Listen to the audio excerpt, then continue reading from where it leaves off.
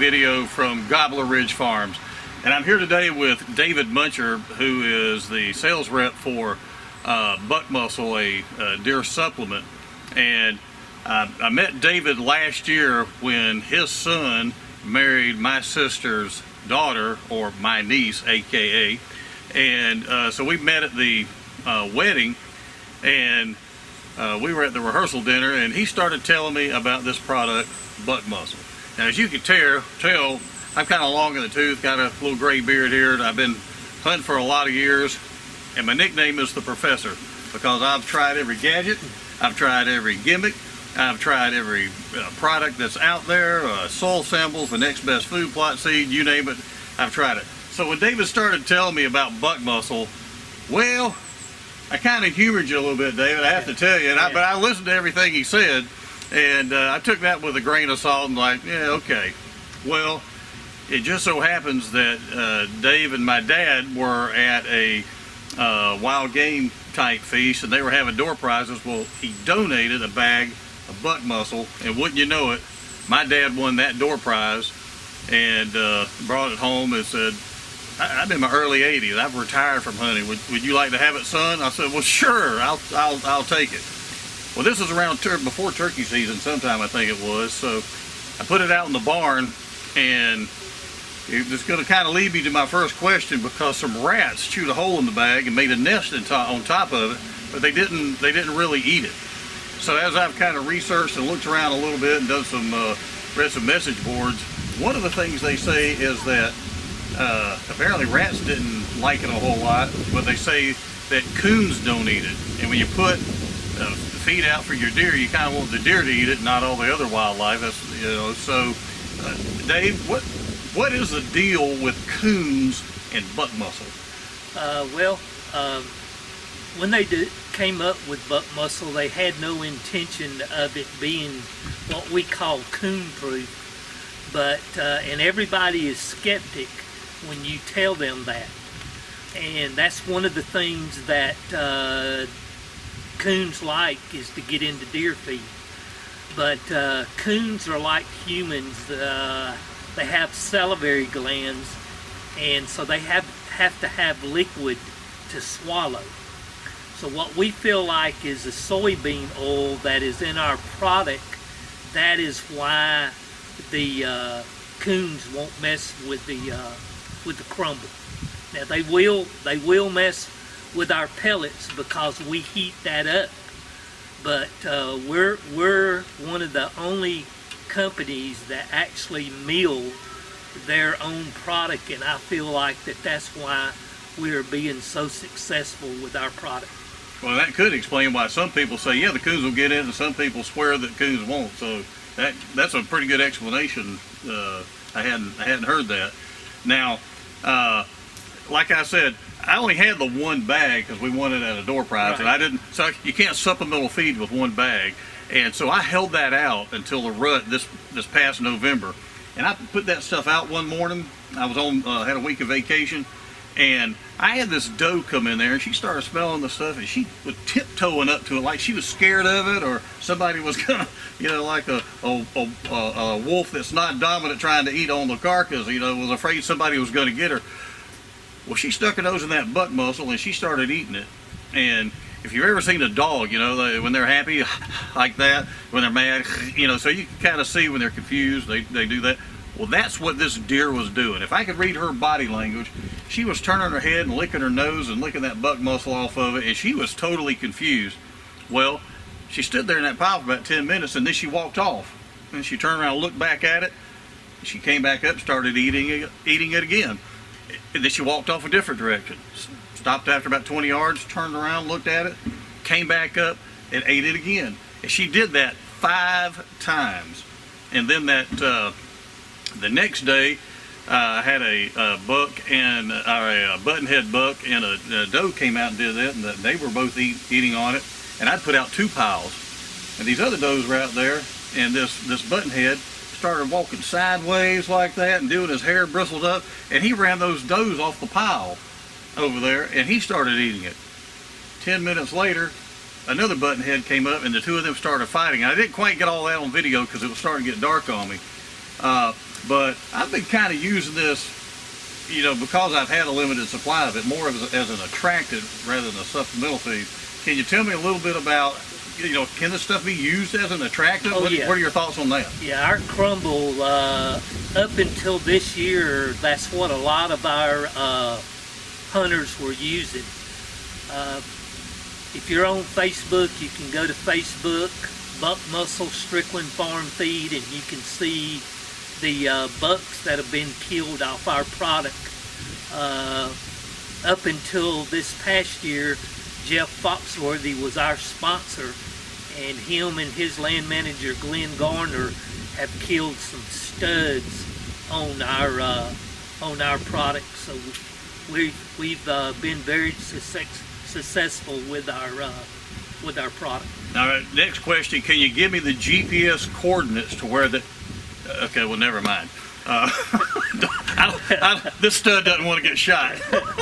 Now, you know, I've been using it, like I said, as a more as an attractant than the supplemental feeding program. But I understand that they're, you know, I just put in my second orchard, and I'm buying fertilizer and putting in trees and trying to do irrigation. I've got another farm, and I'm the only person on my deer lease, so I can trophy manage. I just can't afford to do this big supplemental feeding program. But I know there are clubs out there that, you know, 1,000, 2,000, 3,000 acres, you know, 30, 40 members and that type of thing. There are rich land barons out there that could do a year-round supplemental feeding program. And, you know, I hate it when people use corn as a supplemental feeding program. It messes with the enzymes in the deer's digestive system. They can't digest some of the nutrition they need. It makes their hooves get long and stuff. So, you know, whatever you're doing, don't use corn as a year-round supplemental feed. But this buck muscle is kind of specifically designed for deer's nutrition. So what are your thoughts on clubs that are big enough and that want to use it as a year-round supplemental feeding program? Yeah, well, we have so many customers that do feed it year-round. The biggest question is when should you start feeding? I have a lot of hunters that wait till May, June, and July to start feeding, and if you can feed our product, the months that you need to feed that is middle of December, January, and February, and hit them hard, because the deer have just been through the rut. They're getting ready to drop their racks, so they need that protein in their body so that they can grow those racks hopefully bigger. That's kind of like hitting the Waffle House after a night of chasing back in my college days. Is that what you're saying? Yeah. Okay. Yeah. Well, now if somebody wanted to do a supplemental feeding program, you've mentioned you got it in pellet form, you got it in crumble form. So maybe talk a little bit about what's the best way for a club to put this out, and what's the when should somebody use crumble and when should they use the pellets? Well, we're the only company out there that has a crumble, and it's been hard to educate our hunters on the crumble. They've been a little, you might say a little scared, not familiar with it, because industry-wide it's always been pellet form. That's a question that we get asked all the time. Which is best, crumble or pellets? Me personally, if a hunter has not, or a club has not been going through a feeding program, what I will recommend is the crumble. It needs to be fed in a trough, and the main reason is because the coons won't mess with your product, and that's one of our biggest selling points. Is when we tell a hunter that the coons won't get in their trough feeder, they're sold on it once they start feeding. And now the pellets, I guess, are compressed somehow or what have you. I was reading some message boards on Georgia Outdoor News Forum, and they were going back and forth about whether there's binders in there and how it's rain fast and stuff like that. And I believe at the end of the post they came up and saying there's no binders in this, and sometimes, you know, binders can stop a deer from absorbing the nutrition and stuff. But just to kind of clear this up, and it's great that you're educating everybody on this product, because it's starting to get real popular and all. Can you talk to me a little bit about, are binders used in this product? You kind of clear that up, getting it straight from the horse's mouth. And I'm not calling you a horse. You know, I might see him at another party at some point. But yeah, well, and talk to me about, you know, the use of binders, well, and how rain fast is this product. Explain to me what you mean by binders. I think is most people think of that as making it rain fast, so to speak. Okay. You know, actually how we make our pellets is just made straight from our crumble. It goes through a mill and is heated up, and that makes the pellets. And as far as the binders is concerned, you know, it's like anything. If it gets wet, what we have had with our product is, even though it gets wet, we've had very few instances where the product has mildew. And even though that the product hardens up, the deer will still eat it. Probably they get crusty or something. They get across it crusty, and they'll just you know, paw it and break it up and still eat it. Oh, well, outstanding. Well, I've just now started using this in the last week, so I don't have a whole lot of footage yet. I do have some of the incidents with the doe and that type of thing I'm going to interject into this video, but I'm going to keep going after this. Now, you know, I always give you my opinion. It's personal, unbiased. Nobody supports my channel. I don't have any sponsors. Everything that I tell you about, I buy myself. It just so happens David didn't provide this to me, and I won it as a door prize. So this is kind of the first thing I never really paid for, just got lucky with. So I'll continue to share that out there with you guys on what my experiences are with it. I think that's the best thing about YouTube, is how we can share knowledge from user to user. And I think that is really one of the best uses for YouTube. So if any of you have used the product, and there's starting to be more and more of you out there, how about in the comment section below, let us know what your experiences are with it. If you have any other questions, I'll get Dave the link to this video when I get it out there on the channel. And so if you have any questions that we didn't answer during this interview that you want to ask him, throw those out there. If I see he doesn't answer it or what have you, I'll get in touch with him and give you guys the answer, so that you get the straight scoop on this stuff. So far, my initial impressions with what I've seen with the does and the small bucks, all my bucks disappeared for a little while. They just now started coming back, so I've got still half a bag left.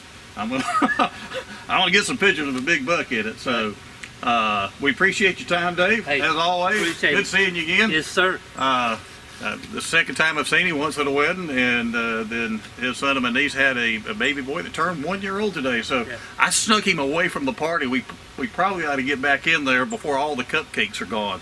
So thanks for tuning in, yeah, and we'll see all you turkeys on the next video. All right, time out. We were headed back into the birthday party, and I forgot you had shown me something earlier that you guys are coming out with, because I was talking about attractants a minute ago, attractant versus supplemental feed. Y'all got something coming out that they might want to know about. Yeah, we've, if you're familiar with the Georgia Blast that they have the last weekend of July, we premiered our attractant. It's called Buck Muscle Candy Apple, and we've had a great success with it during this hunting season, and so you guys need to really check that out. Well, that sounds more like what because I'm trying to use it for more of an attractant. Right. That might be what I need The then. crumble, a lot of people up until this year have been using our crumble as an attractant. But this year we've come out with our candy apple, and I tell you, it's very hot right now. All right. And if you go to Dave's house for Thanksgiving and the dressing has a little candy apple flavor to it, don't ask him what the secret ingredient is. Yeah. You don't want to know. Right. But it will help you grow better antlers next spring, I'll tell you that. It will. Anyway, well, appreciate you throwing that out there. I'd forgotten all about that. Yep. So this really will end this video, and I really will see all of you turkeys on the next video. It's just going to be longer this time.